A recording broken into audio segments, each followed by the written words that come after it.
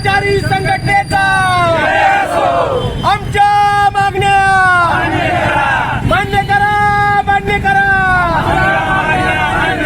मान्य करा, मान्य करा, महसूल कर्मचारी संघटनेचा विविध मागण्यासंदर्भात शासन स्तरावरून कोणतीही सकारात्मक कार्यवाही होत नसल्याने महाराष्ट्र राज्य महसूल कर्मचारी संघटनेचे राज्याध्यक्ष श्री जीवन आहेर साहेब यांनी शासनाला 23/6/2024 रोजी निवेदन दिलेलं आहे आणि त्यानुसार कार्यक्रमाचे जे काही टप्पे आहेत ते आखून दिलेले आहेत। त्यामध्ये या आंदोलनाचा पहिला टप्पा दिनांक 10/7/2014 रोजी म्हणजे काळ्या फिती लावून काम करायचं होतं। नंतर 12 तारखेला रोजी जेवणाच्या सुट्टीमध्ये गेटवरती निदर्शने करायचे आहेत आणि 12 तारखेपासून लेखणी बंद आंदोलन करायचं आहे।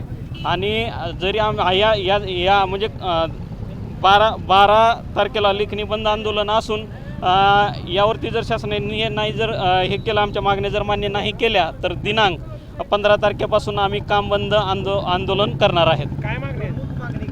यामध्ये आमची प्रमुख मागणी अशी आहे की आमच्या म्हणजे महसूल कर्मचाऱ्याची राज्यामध्ये 30 ते 40% कर्मचाऱ्यांची संख्या कमी आहे आणि हे यासाठी शासनाने म्हणजे ते जागा भराव्यात। आणि आमचा महत्त्वाचा विषय म्हणजे जे आकृतीबंध आहे तो आकृतीबंध 2006 मध्ये मंजूर झाला।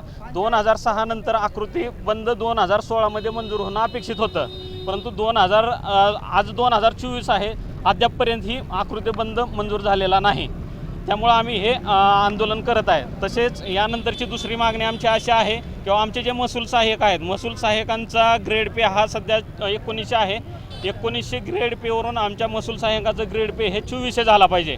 तसेच नायब तहसीलदार हे राजपत्रित अधिकारी असून त्यांना मानधन हे वर्ग 3 कर्मचाऱ्याप्रमाणेच मिळतं, म्हणजे त्यांचा सध्याचा ग्रेड पे हा 4300 आहे आणि तो ग्रेड पे हा 4800 करावा। अशा विविध मागण्यासाठी महसूल कर्मचारी संघटना या आंदोलनामध्ये सहभागी झालेले आहे।